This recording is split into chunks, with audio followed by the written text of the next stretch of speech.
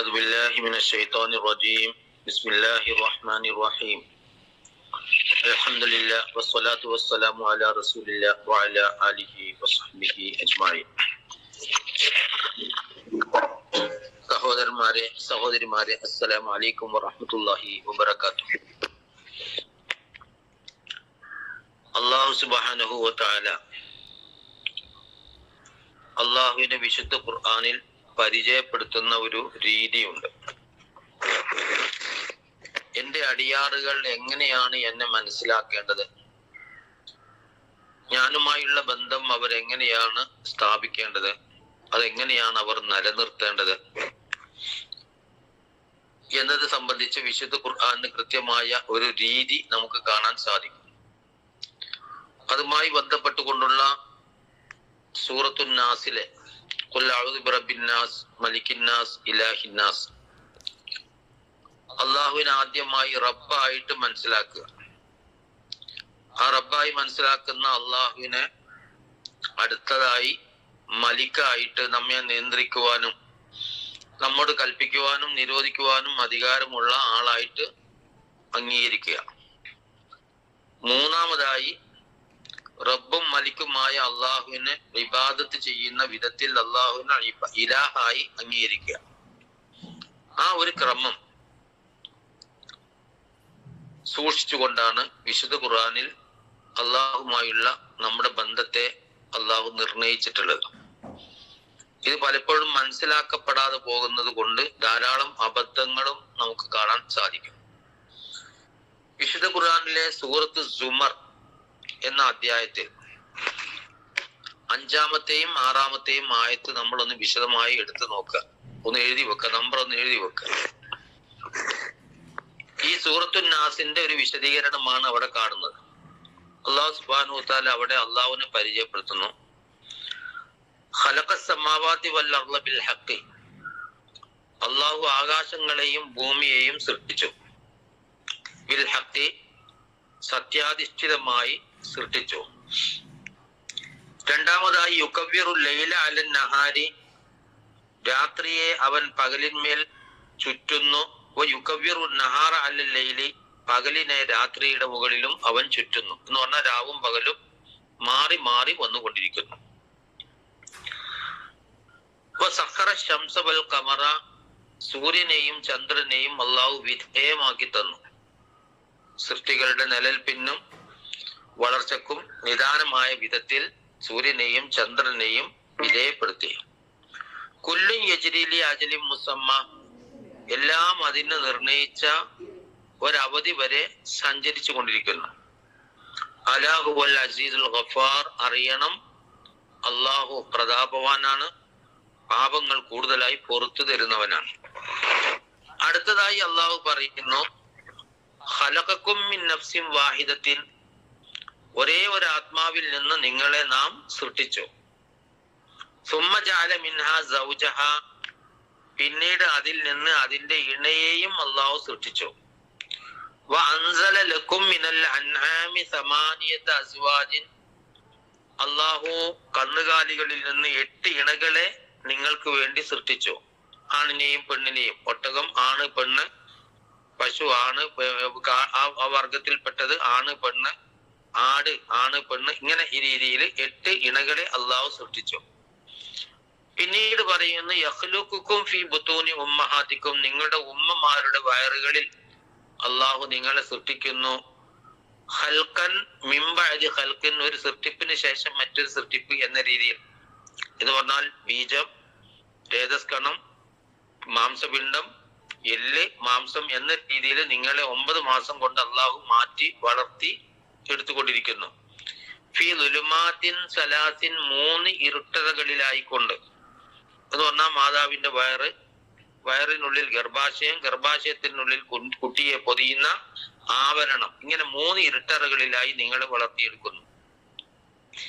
ഈ കാര്യങ്ങൾ പറഞ്ഞ ശേഷം അല്ലാഹു സുബ്ഹാനഹു വ തആല പറയുന്ന കാര്യം, ഇവിടെ എന്തെല്ലാം കാര്യങ്ങൾ പറഞ്ഞു?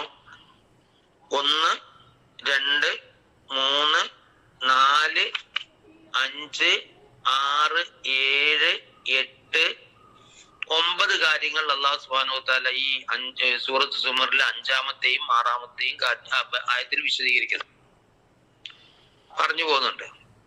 അത് ഓരോന്നും നമ്മൾ വിശദീകരിച്ച് വേറെ പഠിക്കേണ്ടതാണ്. അത് വിശദീകരിക്കലല്ല ക്ലാസിന്റെ ഉദ്ദേശം എന്നുകൊണ്ട് അതിലേക്ക് പോകുന്നില്ല. ഈ 9 കാര്യങ്ങൾ ഈ ആയത്തുകളിൽ പറയുന്നുണ്ട്.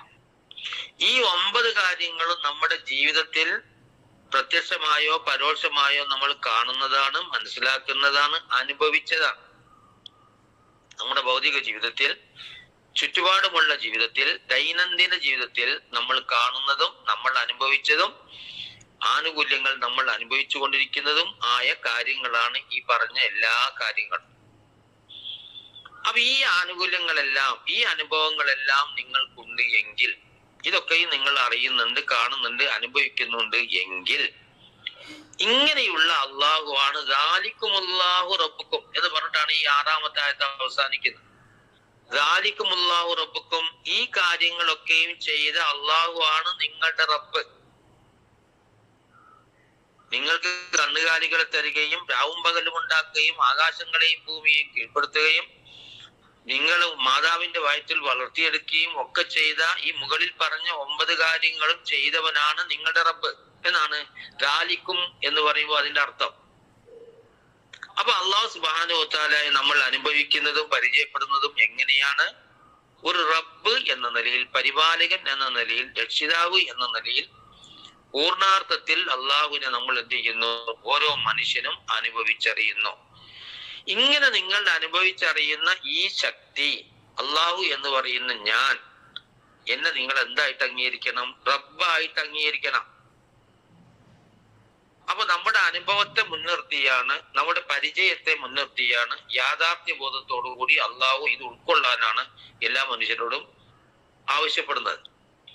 എന്നിട്ട് അള്ളാഹു സുബ്ഹാനഹു വ തആല പറയുന്നു, ലഹുൽ മുൽക്കു, ആ റബ്ബായ അള്ളാഹുവിന് തന്നെയാകുന്നു പരമാധിപത്യം. അപ്പൊ ആദ്യം അള്ളാഹു എന്താ പറയുന്നത്?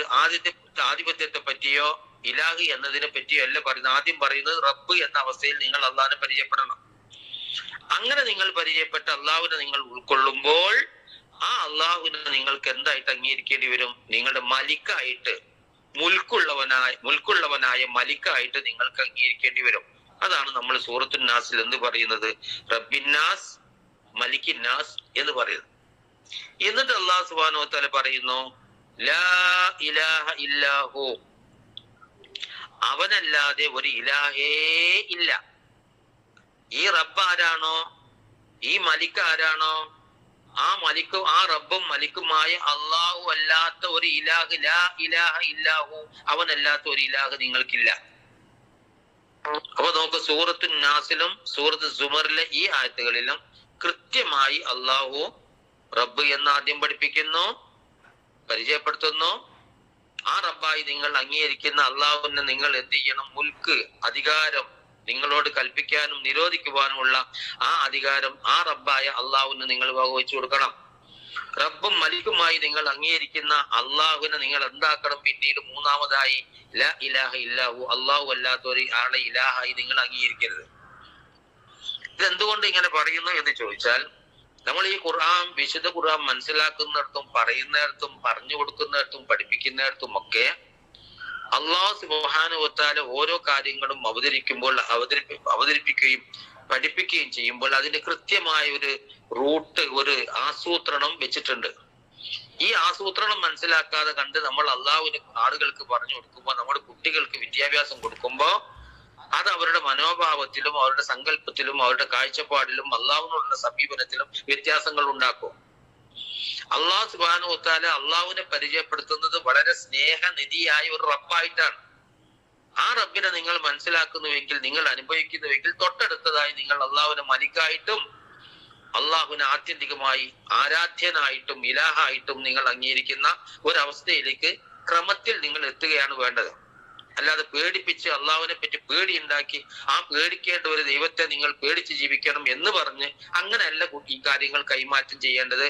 മറിച്ച് റബ്ബായിട്ട് നിങ്ങൾ അള്ളാഹുവിനെ കൃത്യമായി വിശദമായി ആയത്തുകൾ വെച്ചുകൊണ്ട് തന്നെ ആളുകളെ പഠിപ്പിക്കുക. അപ്പോൾ അള്ളാഹുവിനെ മലിക്കായിട്ടും അതേപോലെ തന്നെ അള്ളാഹുവിനെ ആത്യന്തികമായി അവസാനമായി നമ്മൾ അള്ളാഹുവിനെ ഇലാഹായിട്ടും അംഗീകരിക്കുകയും ആ അർത്ഥത്തിൽ അള്ളാഹുമായുള്ള ബന്ധങ്ങൾ സ്ഥാപിക്കുകയും ചെയ്യുന്ന ഒരു അവസ്ഥയിലേക്ക് നമുക്ക് എത്താൻ പറ്റും. ആ രീതിയിൽ ഖുർആനെ നമ്മൾ പഠിക്കുകയും മനസ്സിലാക്കുകയും ചെയ്യണം. അവ സൂറത്തുൻ നാസിലെ ആ ആയത്തുകളും സൂറത്ത് സുമറിലെ 5, 6 ആയത്തുകളും ചേർത്ത് വെച്ച് പഠിക്കുമ്പോൾ ഇങ്ങനെ ഒരു പാഠം നമുക്ക് കിട്ടും. അള്ളാഹു സുബ്ഹാനഹു വ തആല നമ്മെ ഏവരെയും കൂടുതൽ കാര്യങ്ങൾ മനസ്സിലാക്കി ജീവിക്കുവാനും പ്രവർത്തിക്കുവാനും തൗഫീഖ് നൽകി അനുഗ്രഹിക്കുമാറാവട്ടെ. വആഖിറു ദഅവാനാ അൽഹംദുലില്ലാഹി റബ്ബിൽ ആലമീൻ. അസ്സലാമു അലൈക്കും വറഹ്മത്തുള്ളാഹി വബറകാതുഹു.